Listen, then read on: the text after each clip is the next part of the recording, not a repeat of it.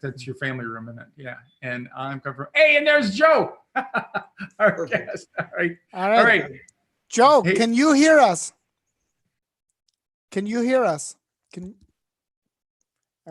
I'm not sure if you can. All right. Well, I'll just keep talking, and you guys talk amongst yourselves there. Okay.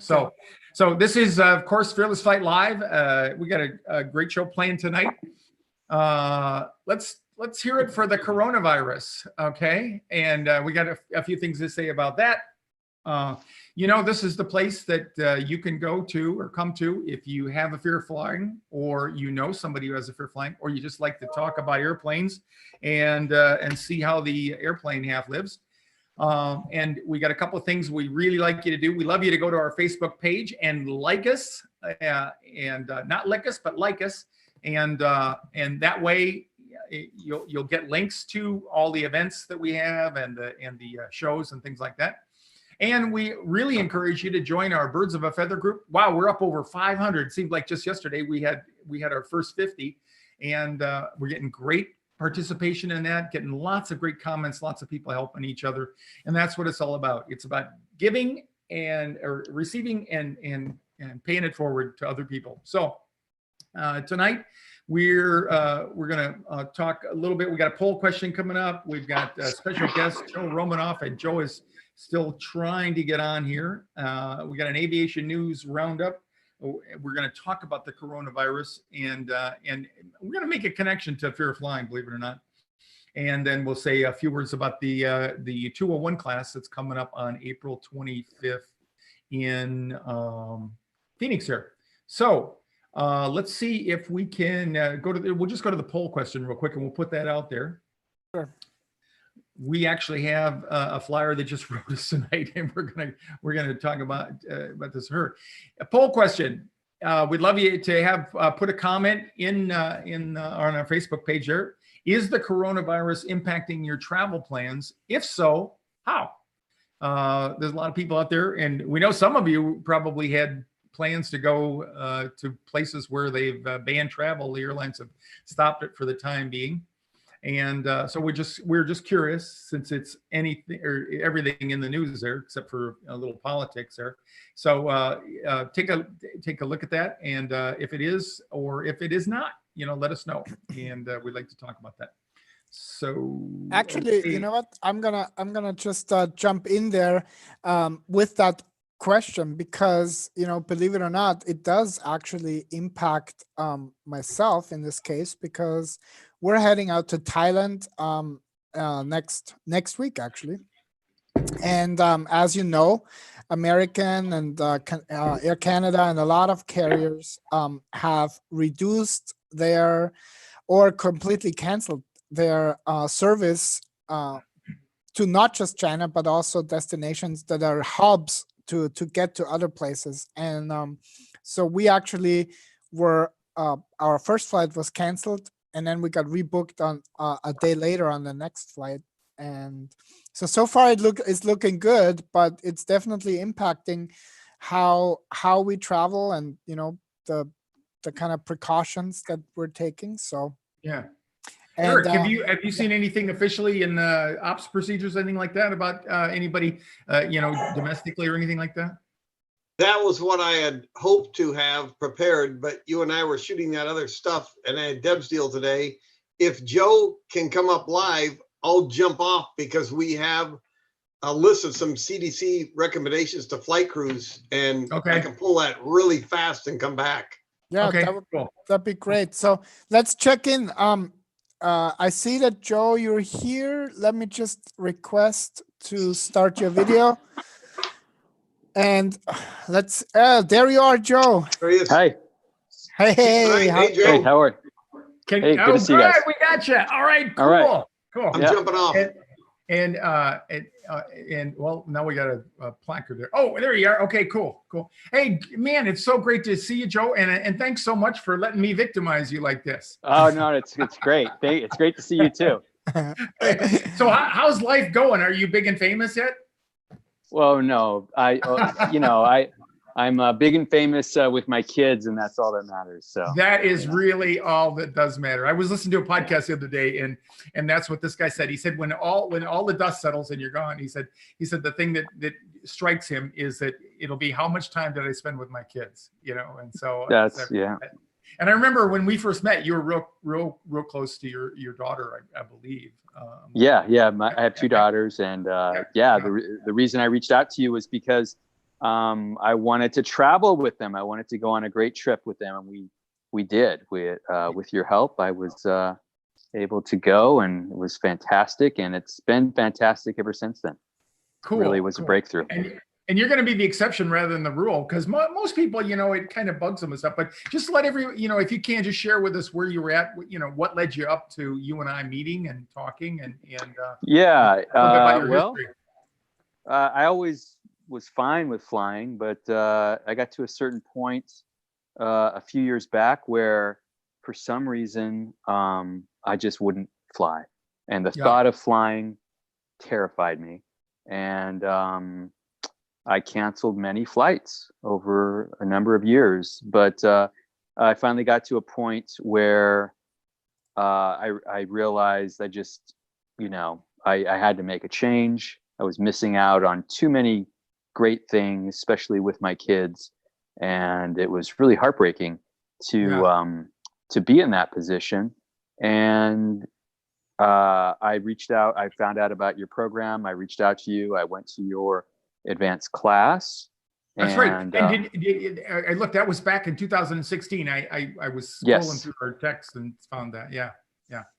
Yes, it was. And the class itself was great. It was great to meet other people that were also dealing with the same kind of thing. It was great to get the education that you provided in the class about the whole science behind not only the safety of planes, how flight works, but also about what, people that have this challenge, what they're dealing with, and maybe some of the reasons why they're dealing with it, and some of the solutions and ways to go about getting past it and enjoying flying and, getting on with your life and things like that. So that class was really, really great. I think it was a weekend class.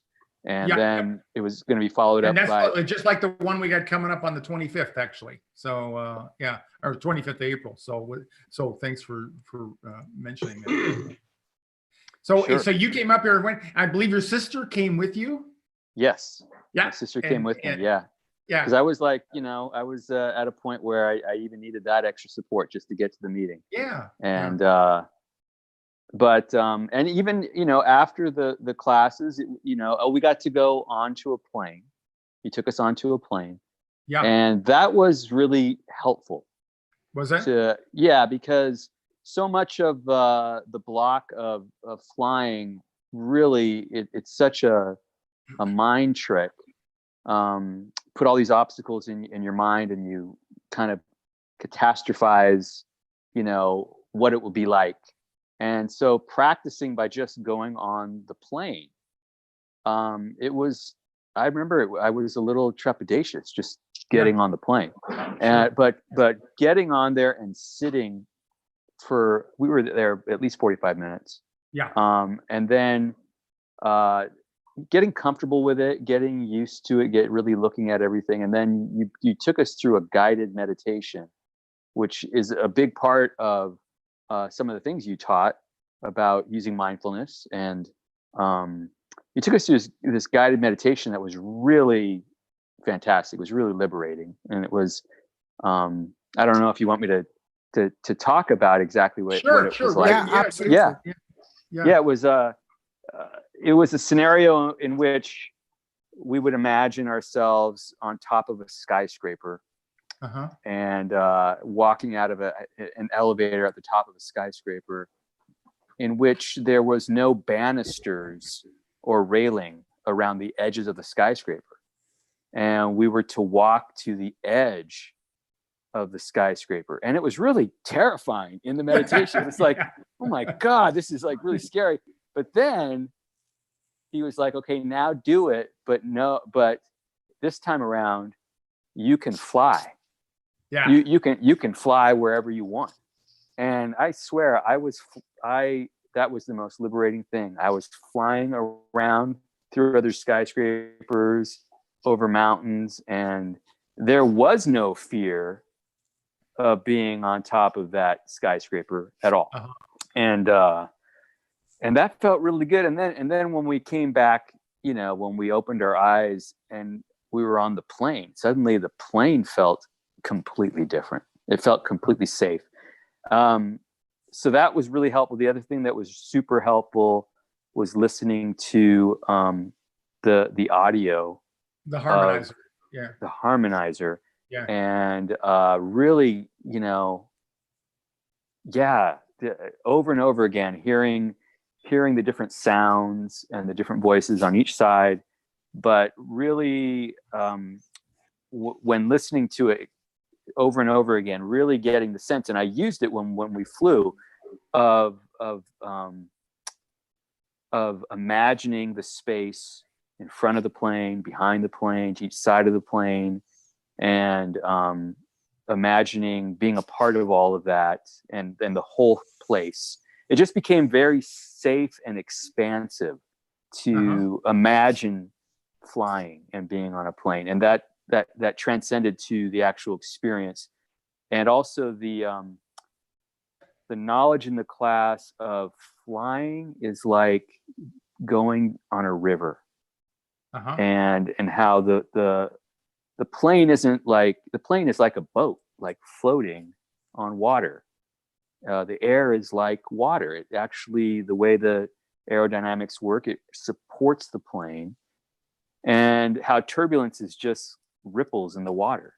That was really helpful because it took away the thought of like, oh wow, turbulence, we're going down. And it's just like, no, as long as we are going forward, it doesn't really matter how much turbulence there is, because we're just going to keep riding through it, and it's just ripples in the water. So that's really helpful too. Yeah, it's kind of Joe, like there's a Ron.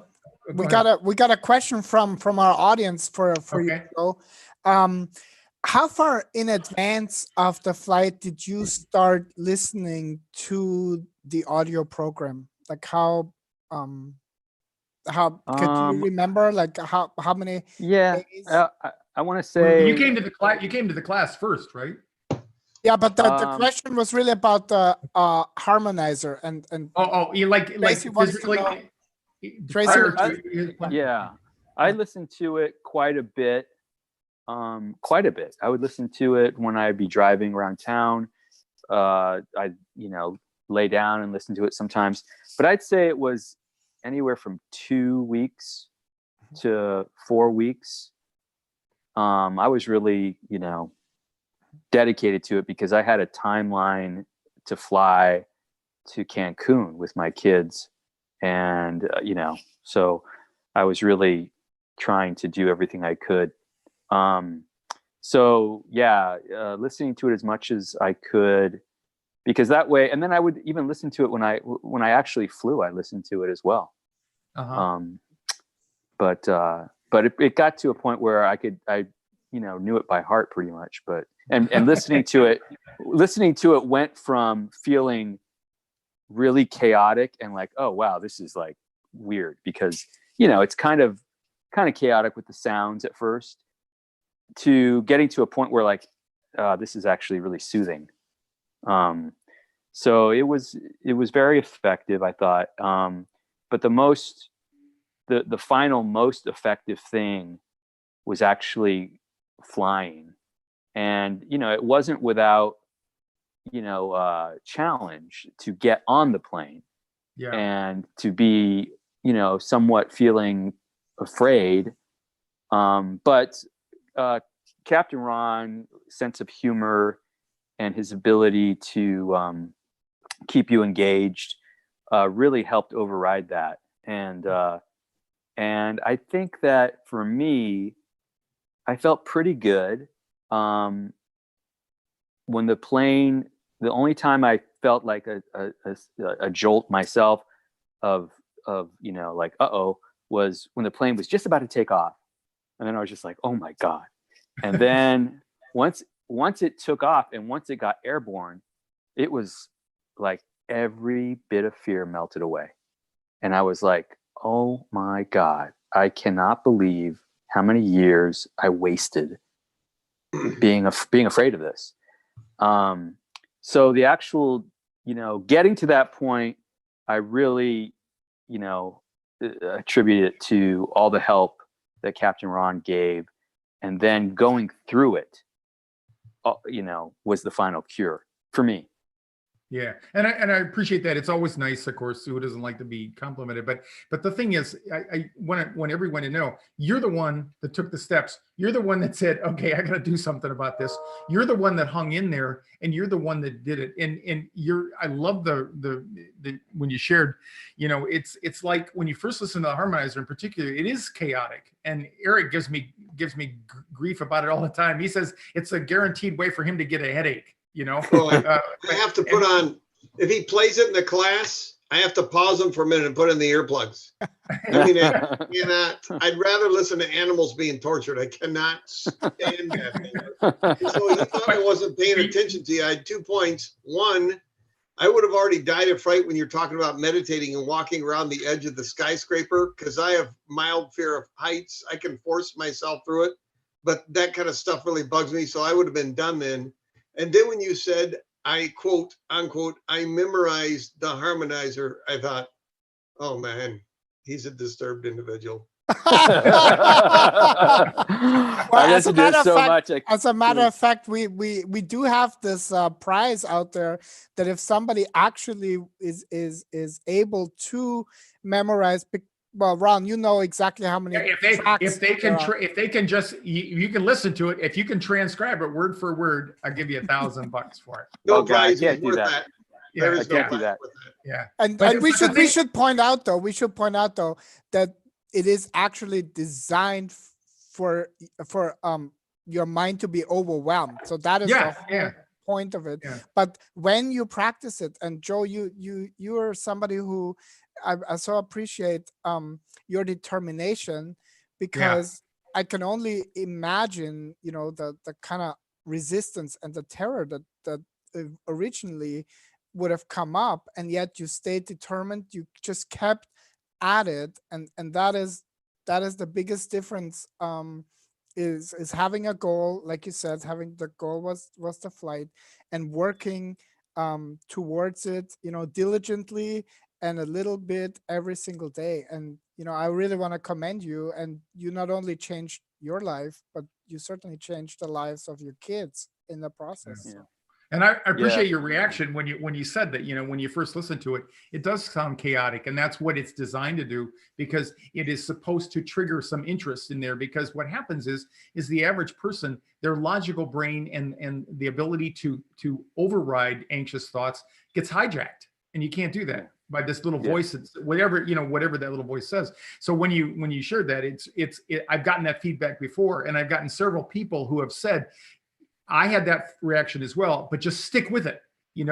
Don't give up with your first reaction. And, and I often say to people, if you listen to it until you, long enough where you want to reach through the wires and strangle me because you're so sick and tired of it, then we've got you, right? Because now you're not thinking about all the triggers that do that. What were some of the triggers for you, Joe? I mean, you mentioned Takeoff, that one came back. What were some of the other triggers? Was it, was it mechanical, more worried about the flight, and the airplane and the pilots and all that? Or was it more being cooped up, or was it a combination of the two?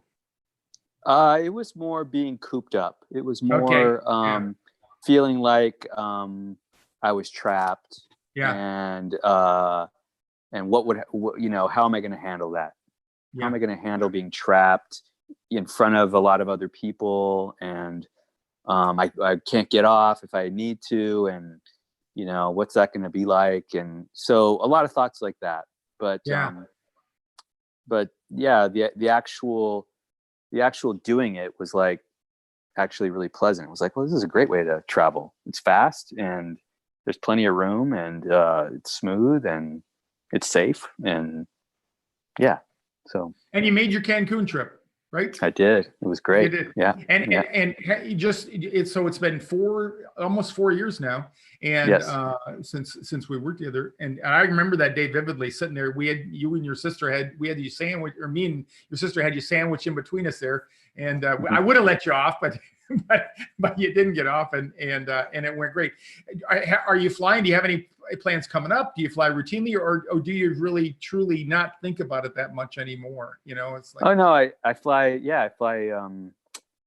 Yeah, I think I've had about 24 flights in the last 4 years, just for flights for summer vacations back and forth.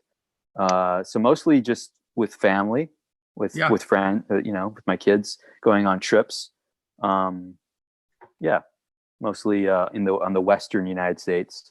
Yeah. And is the focus when you start, getting ready to buy the ticket stuff, is the focus more about the trip and what we're going to do and the whole purpose of it? Or do you have moments where you think, oh, I got to get in an airplane again, or, no, it's all about the trip and about planning. Well, I mean, I think after the flight we took, maybe the next flight, there might have been just like, okay, like I think the next flight going through security, I was like feeling a little bit of, trepidation, but then once I took the flight, I haven't felt any trepidation since then. Yeah. So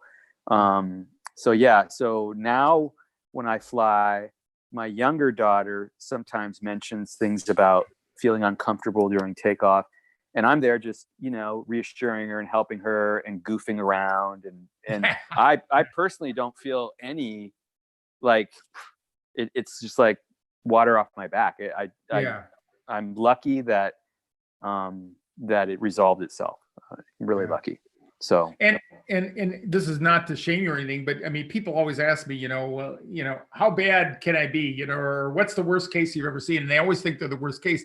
But in all fairness, you were one of the most spooked people that I had seen. I mean, because you really had a strong emotional reaction to the whole process, and that's why that's why I love doing this, because by the time we got airborne on that first leg, it's like, you're kind of stroking and joking, and you were doing pretty well, and it's just really good. It's fun because I haven't seen your face in 4 years either, or something like that, and to look at you, I mean, really, there's like a different countenance on you just sitting there. It's great to see you really chilled out and relaxed there. So yeah, you're right. It was a totally different scenario. I remember talking to you the first time I spoke to you on the phone. It was really out of desperation I didn't believe that it was possible for me to ever. I didn't think and you were like, no, dude, you can do this. And I was like, really? So I was at a point where I was really shaken, was really doubtful of my confidence was at an all-time low. So it was definitely, I got to tell you, it was the first huge step to a road of recovery on many levels. And so, yes, I suspect there is a different continence I have right now. Is that the right word? A different, maybe not, but there's a different. I think that is the right word. Okay. But those are huge words for pilots. That's true. I'm looking them up over here while you're letting them rip.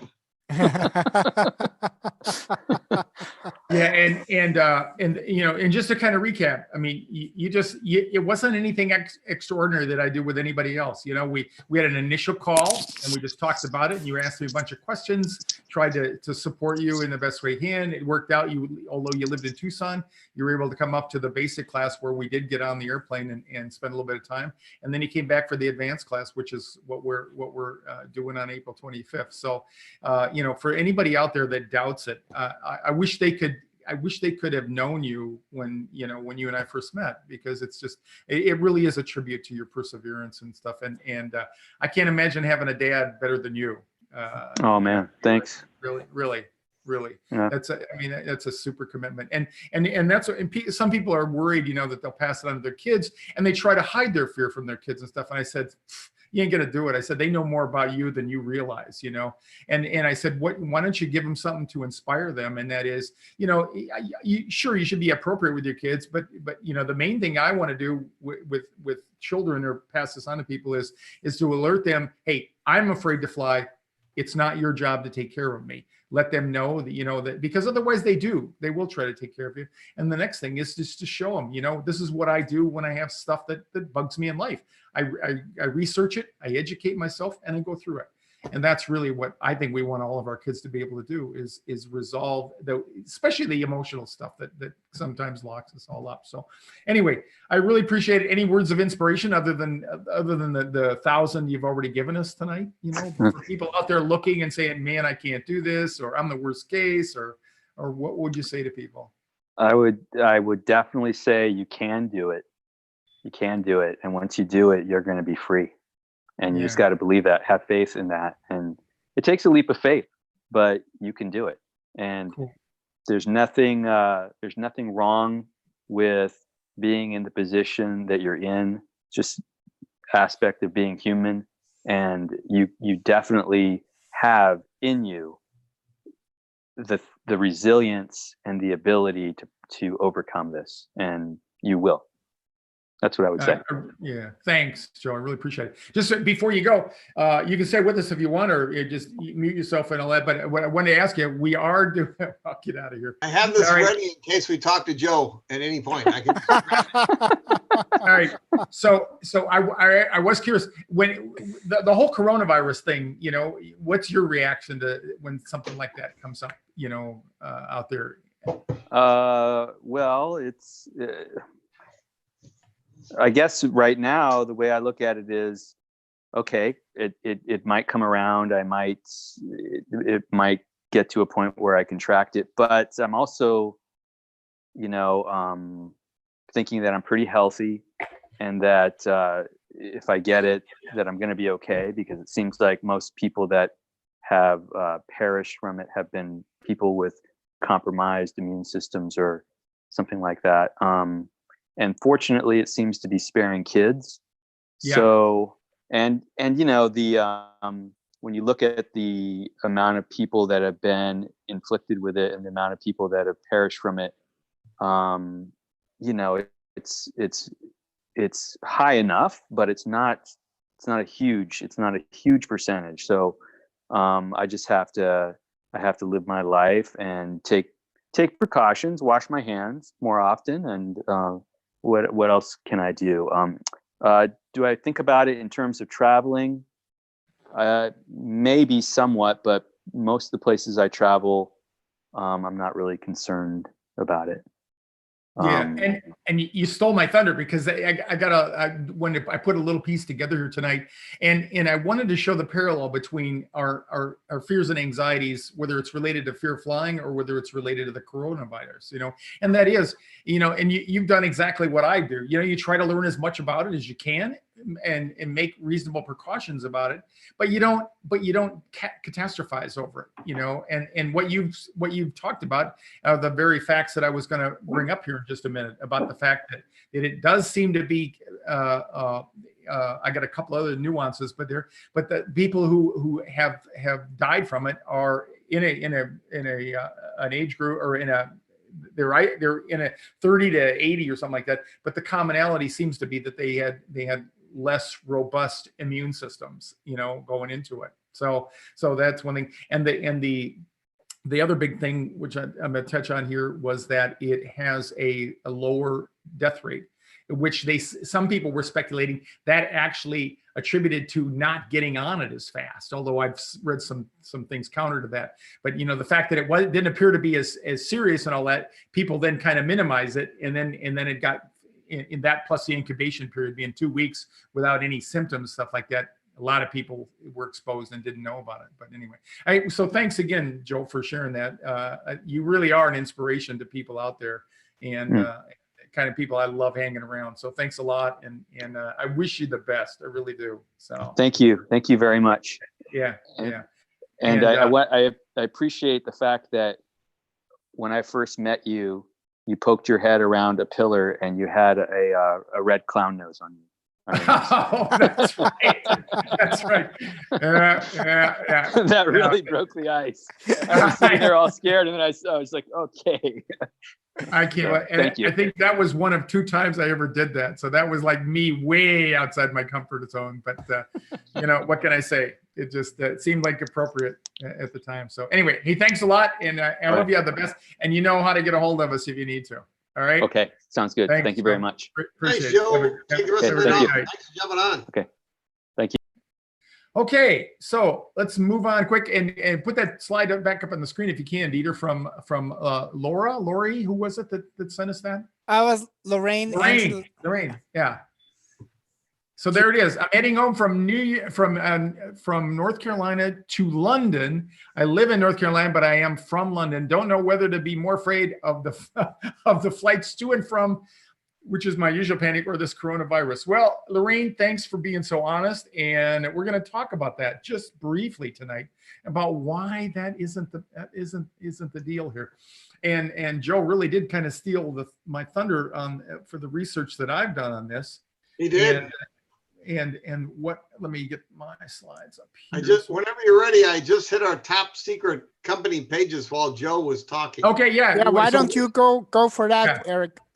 It's real short. What are they You might advising love this. crews to do? Okay. It said, number 1, wash your hands. And there was no number 2 or anything else. The rest of it just talked about handling the airplane with contaminated surfaces, or if we had sick passengers or anything else. It didn't say anything about masks, anything about anything else. It just said, wash your hands, take normal precautions. And places where it was hot recommended some travel suspension. But in terms of health or personal conduct, that was it. And you can go on the CDC, the Center for Disease Control website, CDC's recommendation for travelers or air crews, and you can read the whole thing. But it really isn't a whole lot more detailed than that. Okay. That's Well, it. what prompted me, if you want to put those other slides up on there, there you go. So what you need to know about this, I called it the coronavirus du jour because I didn't realize until this one came out that like SARS and MERS, a couple of other two really serious diseases, were also in the same family of viruses, so of coronavirus. So even it never ceases to amaze me how much there opportunity there is for learning. So I got a letter from, I happen to go to the Air Force Academy, so I'm in a group of graduates, and some of them actually amount to something, unlike some of us who made the top half possible. But one of the fellows, and we're all, I was in this group of National Speakers Association speakers, and we have a group called the Speaking Eagles for pilots who speak. And one of them had written a letter to the head of the group. And he has some kids, and he had worked on Senate committees. I don't think he was a medical doctor himself. I do believe he was a pilot, but he's had a lot of experiences since he's retired working on high-level national things like this. And he wrote a letter to his girls, or to his children, and he shared it with them. They're adults and all that, but he wanted to just kind of put their concerns to rest. And you'll see in the slides there, I just extrapolated some of the things on the letter here. And one of the things was he talked about pandemics, and I think because of the similarity between that and the word epidemic, they use pandemic a lot. All it means is an infectious disease that's spreading worldwide. It has nothing to do with how many people die, how serious it is, and he says, in fact, point of fact, in many cases, no one dies on that.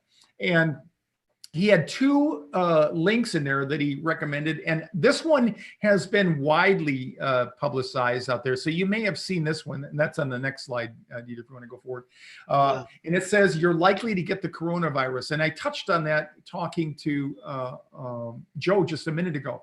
Because of the nature of this virus, in that it's been less fatal so far.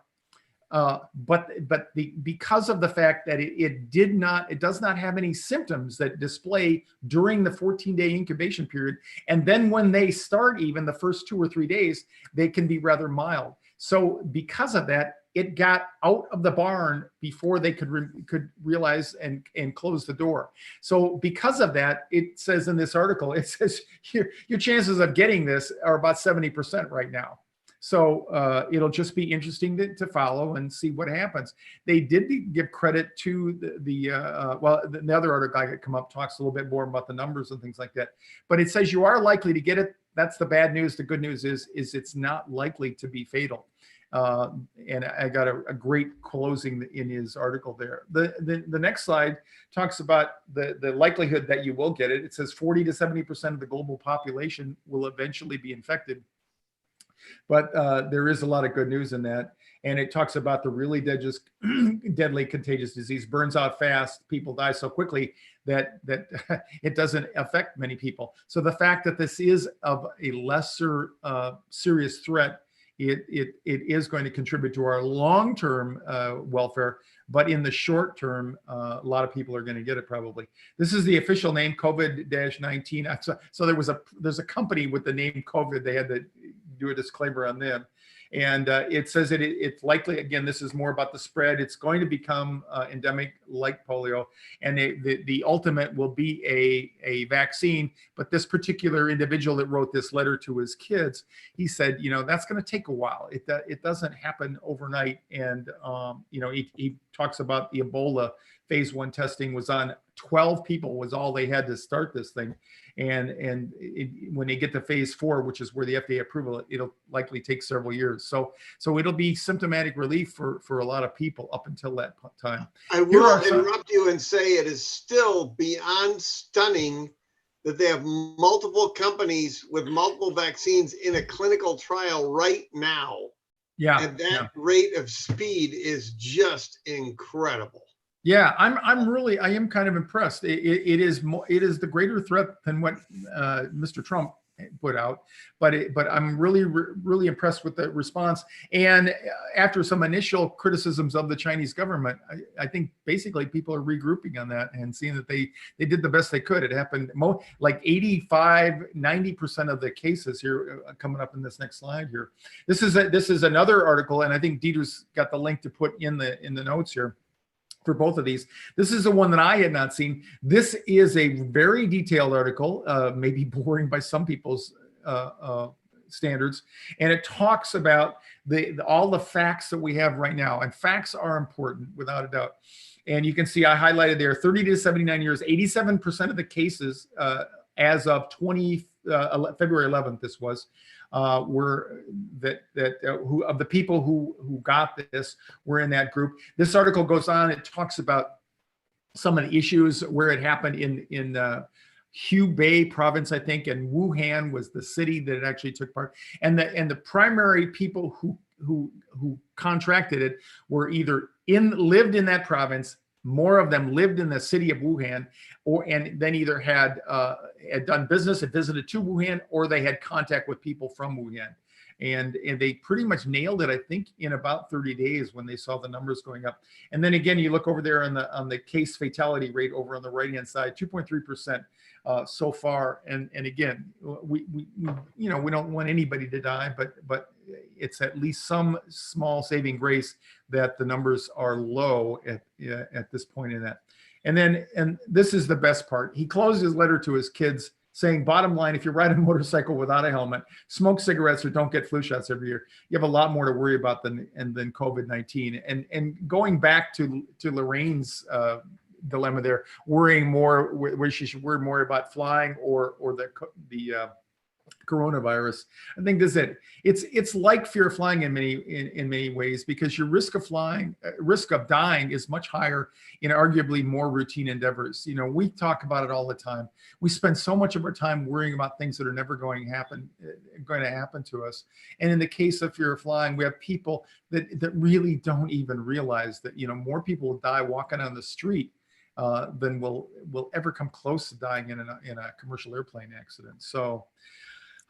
Okay, so that's kind of the meat of what's in the news and all that. Anything you guys got to round this out? Other than we want to say a brief thing about the class coming up. But, we do want to talk about talk about the class, but one of the things that is going on in the chat, and that's really cool because some people worry about it, some people don't worry about it, but the theme is exactly what Eric was bringing up. If washing your hands is one of the best defenses, not just against this particular strain of virus, anything, but pretty much anything. And we've kind of touched on that a little bit. It's how many times we subconsciously touch our face, for example. And one of the things that we're teaching you as a fearful flyer is mindfulness. And one great opportunity to become more mindful in your life is actually noticing what is going on. Like, for example, we often use breath and the indication that if you're anxious and if you're nervous, you tend to kind of like not breathe beyond this part, and nothing actually indicates to our gut that says, oh, we're not in dire straits here. And so being able to breathe, and we obviously have different strategies of how you can incorporate that. The big thing is really recognizing and being cautious is different from being anxious and afraid, and you will make different choices based on that mindset. So and Exactly. unrelated But to this, you guys are the mental health professionals. And example one, you said you're still thinking. And example two, you're not thinking. Yeah. That's all amygdala, as you guys like to say, which makes me hungry for almonds. and Two, you're not. And that's a perfect lead in. Last week, I saw, I don't know, I got it in my news feed or my feed from Netflix. If you have Netflix, and I think I'm going to do a separate post or at least a discussion on this, maybe in next week's class. They have a new documentary out called Babies. I think there are 6 or 8 episodes. I've watched the first 3 right now. But if you don't do anything else, watch the first one and watch it with the mind of a fearful flyer. And look what they talk about when they talk about development, how critical it is when we're newborns, and what they found out regarding anxiety. It's fascinating. I think if you can't find yourself in there, and there's another one, and I think it's in episode 2 or 3.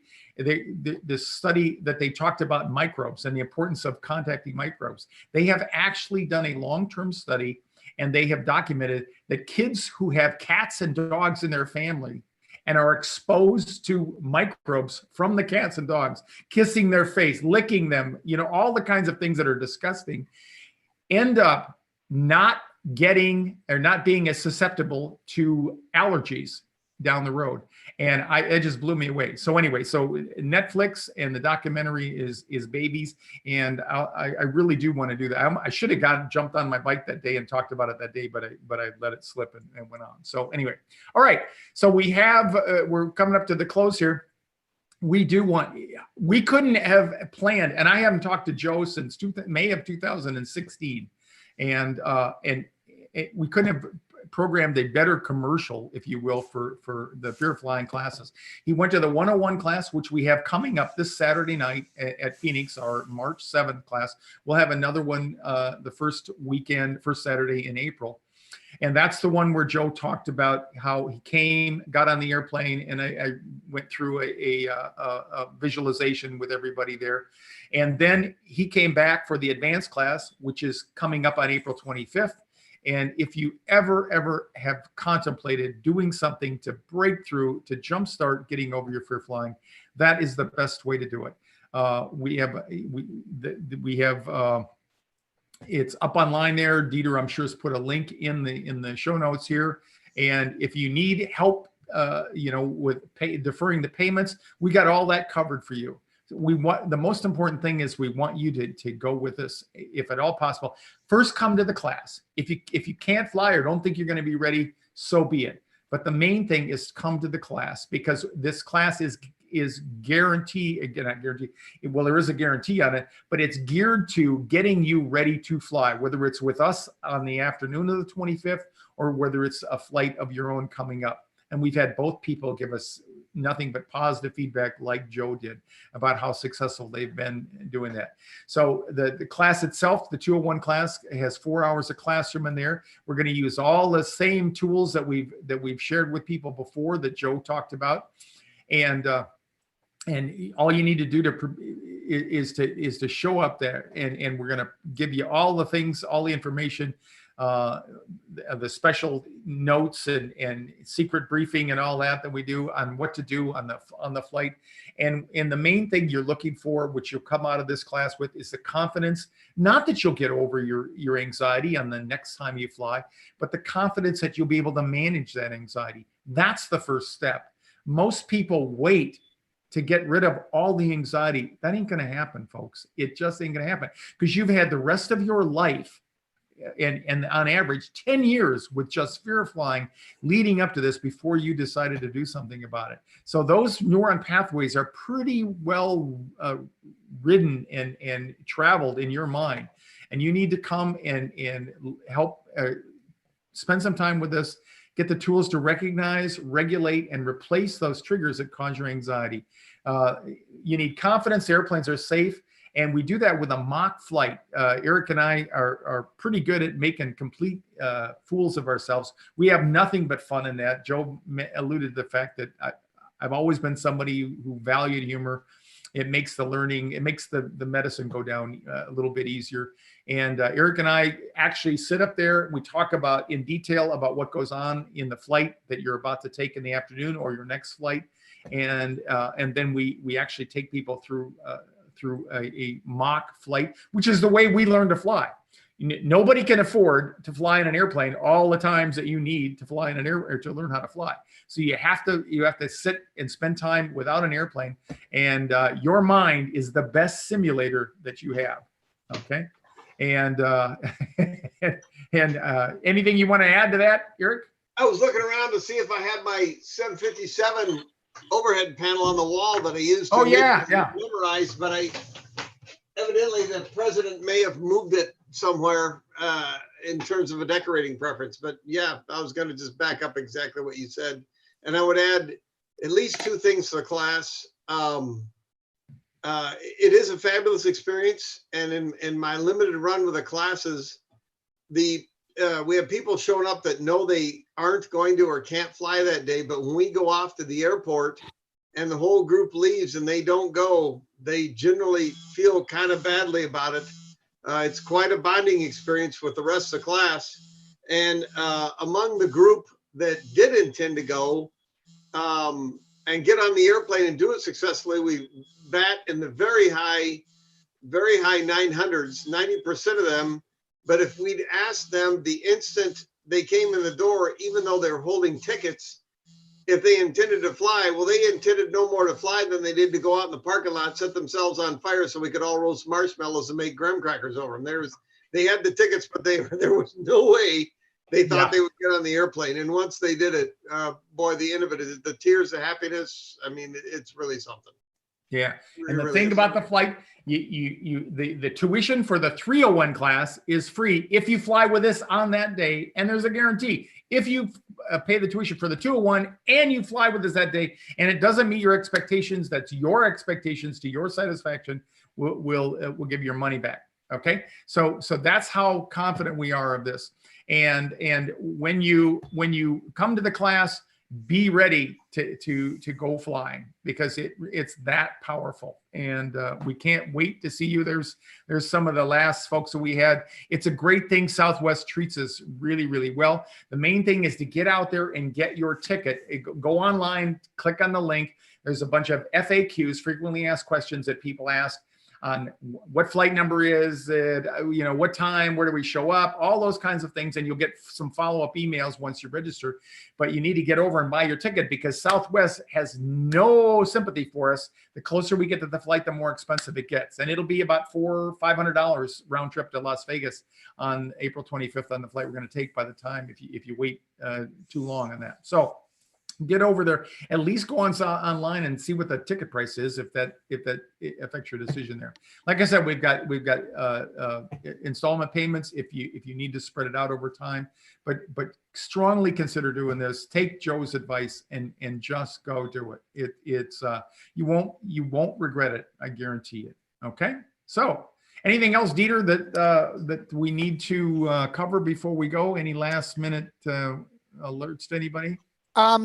No, Regina just asked if she can do the 101 again, and I just Absolutely. I just said to her that we have Jeff, one of our volunteers at the 101 class and the 201 classes, he has taken the 101 class probably more often than anybody.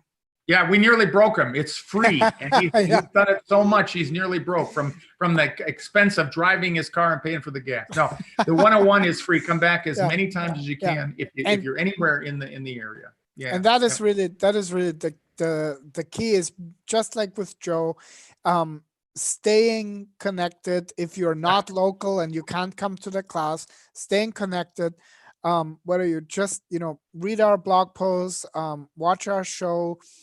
And some of the articles that we're also sharing, definitely get yourself the turbulence guide, get yourself the harmonizer. These are the things that have proven track record of success. And oh, and Tracy says she's coming to her second 101 class this Saturday. Cool, Tracy. Good job. Good job for you. Yeah. That is super awesome. Yeah. Go ahead, Ron. Okay, so thanks everybody. In advance, we're gonna have to keep our story straight now. I know, that's the thing, is we have to tell the same story. Yeah, it's like Einstein said when his student assistant was saying, "Professor, that looks like the same question." He says, "You're right." He says, "We just change the answers." So that's our policy. So, all right. So thanks, Eric. Thanks, Dieter, and thanks to you all for tuning in and making this possible. And we can't tell you how much we enjoy supporting you and helping you out there. So come back next week again for Fearless Flight Live. And if you're anywhere close to Phoenix on the 7th and this Saturday, please come and visit us in the class. Or if you're going to be in the area on April 25th and it in any way fits in your budget and your schedule, please come and see us for the 201, 301 classes.